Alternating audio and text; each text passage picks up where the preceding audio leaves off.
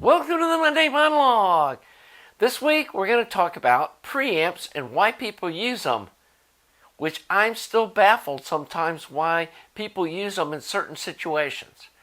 Let's take an amp like the R8, which already has insanely high input sensitivity, and most people are never able to use it past about 9 o'clock on the volume control.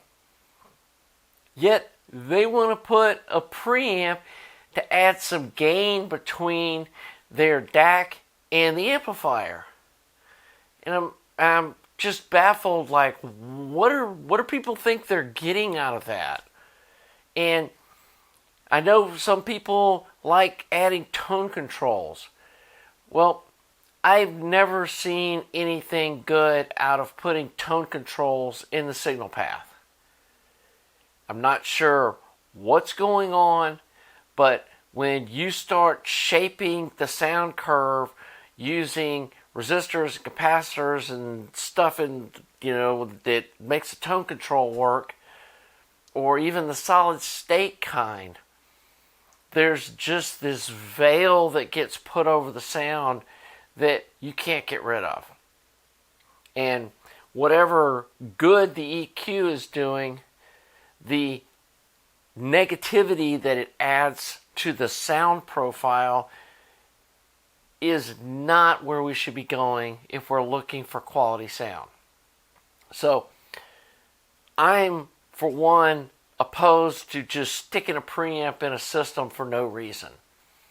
I had another customer that was talking about they got one of those MusiShare X7s, which is a nice little tube amp for what it is, especially if you got fairly inefficient speakers.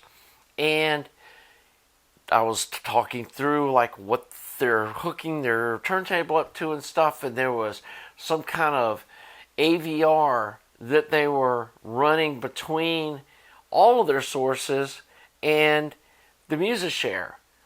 And they were using the preamp input, which I'm not sure if people understand what all of that's about. You're not bypassing the preamp in the tube amp because there's no preamp in a tube amp. There's the voltage amplifier, the phase splitter, and the output tubes on that particular push-pull amp. You're not bypassing any of that. You're just bypassing the volume control.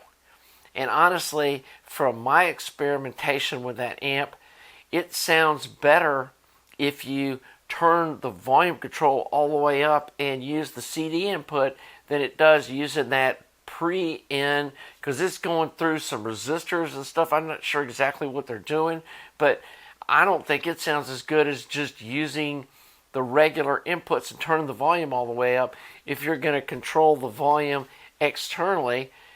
And then why are you doing that when you don't need any gain, because the input sensitivity is already super high? And so you're just adding more stuff in the signal path. Now, there are cases where a preamp makes sense. Like my KT120 monoblocks, the input sensitivity is fairly low.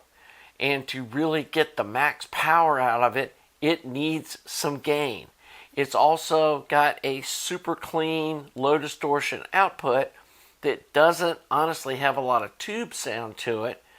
And so if you want to add some of that warmth, something like the color preamp adjusted to add some THD and also give some gain on the input, that makes sense. And that's why I built those amps with no volume control. They're built as power amps, and that is like old school hi-fi was power amplifiers that have fairly low input sensitivity, and they needed a preamp. And I don't know if people are trying to emulate that style of hi-fi or think that it's more high-end if they add a preamp or some other, an old receiver they have laying around between their DAC and some tube amp they bought. Just no, don't do that.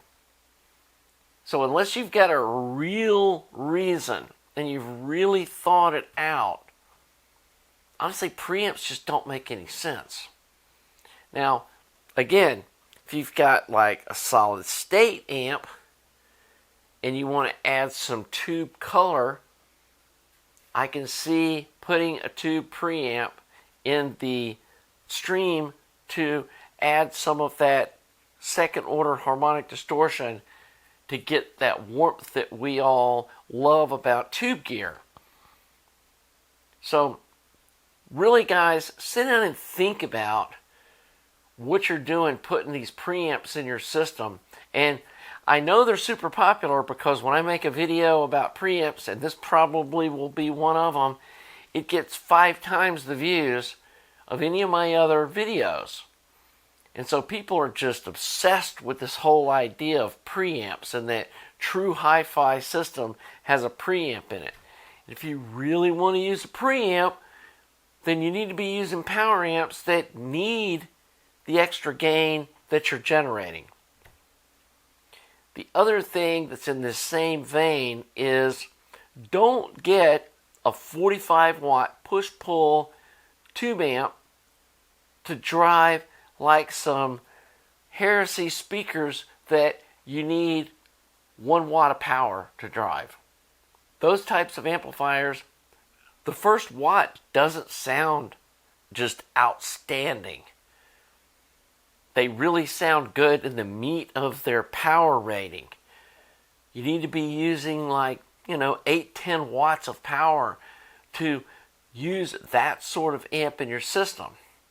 And if you do have speakers that you're only using 1 or 2 watts of power, then you don't need a 45 watt amp, nor do you want one. And the clue to that is, if at normal listening levels, like as loud as you'll ever listen to your music, and you're not halfway up on the volume knob, you got too big an amplifier for your system. And you don't need to be running something with that much power. Because I feel like with tube gear, they sound best when you match the power output of the amplifier to the speakers that you're using. And this gets back to that little deckware amp that some people just absolutely love. I can totally understand that if you're needing 1 watt or less of power with your super efficient speakers and the size of your room with the volume levels you listen at, that amp's going to sound great. And it's going to be mind-blowingly better than using a 45 watt push-pull amp to drive those same speakers. It's going to have a richness and a detail because you're using the amp in the middle of its power range. And that's why I'm so particular about when I'm selling my EL34 amps to people, of finding out what kind of speakers do you have, what are you going to be doing with this thing, to make sure that it does fit their needs.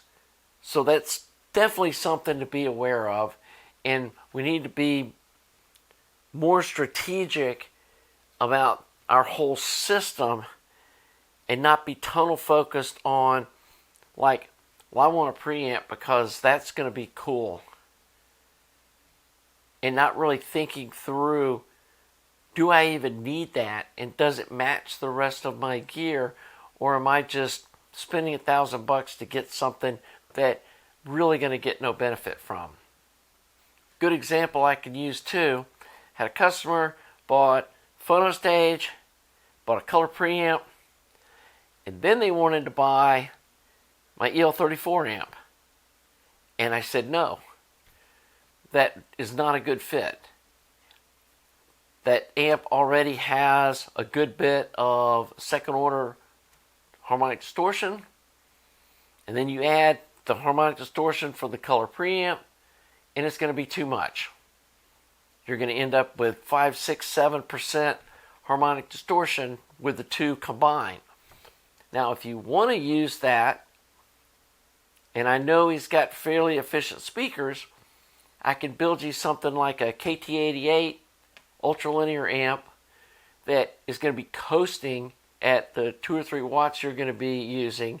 The THD is going to be down way below 1%, and then the color preamp would work good with that. and that specific amp design doesn't have a lot of input sensitivity, and it really can benefit from using a preamp. It's basically that blue glow design, and if you look back at it, you'll see Mark talks about that, driving it with something just like a normal source, you really can't get it to clipping because the input sensitivity is too low. And so that's a good match to get an amp like that needs the gain and is super low distortion, to partner with a preamp that's got some harmonic distortion that gives you the right amount of tube sound at the speakers. So anyway, that's kind of what I was going to focus on today. The other thing that I'm excited about, that I've been kind of chasing getting the sound that I want out of the Yes Fragile album. I'm not a huge rock and roller, but there are some albums from back in that period that I really like. And I've just been struggling to find a good pressing and then a good match of components to really get the crisp sound that I wanted to hear out of that album.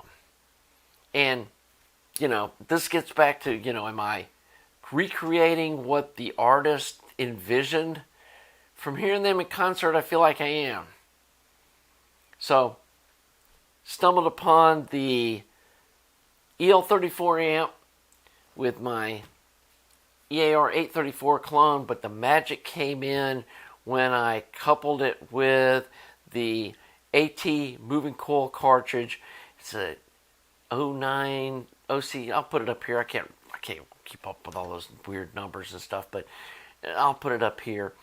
I mean, it was an expensive phono cartridge, but something about that cartridge with the recent release or re-release vinyl. I tried the original first pressing and it didn't sound right to me. I think maybe Steve Wilson remixed this. I'll put in the description the copy I got.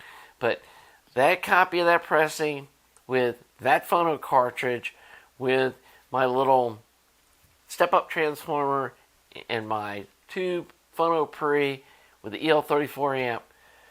Wow, I listened to it twice all the way through today. And it was just mind blown how great it sounded. And if I had tried to fix what I wasn't getting out of the other versions, cartridges, pressings, whatever, with tone controls, it wouldn't sound like that. So I know it's hard, and I know it's a lot of work. And sometimes we spend a lot of money buying multiple versions of the same album, trying to find that holy grail sound. But when you find it, it's worth all the effort you put into it. And I think at the core, that's what this hobby's about. And to people on the outside looking in, they're like, man, you just spend a lot of money and swapping stuff around. What are you doing? But that's what we're trying to get, is that holy grail sound that we know what we want to hear. And that's what hi-fi is all about. So anyway, hope you're enjoying my channel. If you are, please subscribe. Please like the video. Thanks to all you Patreon supporters. I see some new folks out there. I really appreciate it.